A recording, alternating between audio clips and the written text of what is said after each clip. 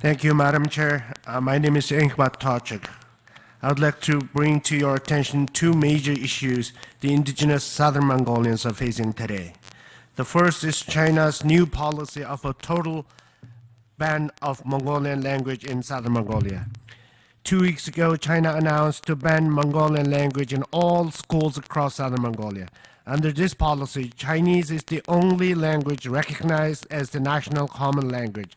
Without any formal amendment to its constitution, Madam Chair, the National Congress of China declared that the Mongolian language education is unconstitutional. Local authorities outlawed the use of Mongolian language entirely. These moves not only violate UNDRIP that China is a signatory to, but also overwrite China's own constitution. The second is China's larger campaign of cultural eradication in Southern Mongolia. In 2013, China announced that nomadic civilization was put to an end within the borders of People's Republic of China, following the resettlement of the last group of 1.2 million nomads.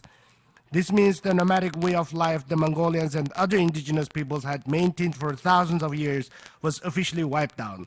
Madam Chair, this is not a groundless accusation as Chinese delegations often characterize, but was publicly announced by the central government of China and proudly reported across China.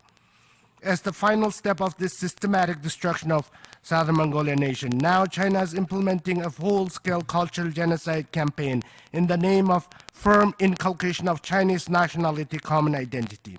The overarching policy behind this genocide campaign is the so-called second-generation ethnic policy. Under this policy, Mongolians and other recognized ethnic minorities are forced to give up their ethnic identities to identify themselves as Chinese or Zhonghua Minzu. Madam Chair, this constitutes nothing but an act of genocide. China is a signatory to UNDRIP, yet China continues to deny the existence of indigenous peoples, as the Chinese delegation made it clear last week. China's justification to this claim is that indigenous issues are a result of Western colonization only. With this absurd claim, China is justifying her own colonization of Southern Mongolia and other indigenous territories. We must hold China accountable for her ongoing cultural genocide and other atrocities committed against the Southern Mongolian. I thank you, Madam Chair.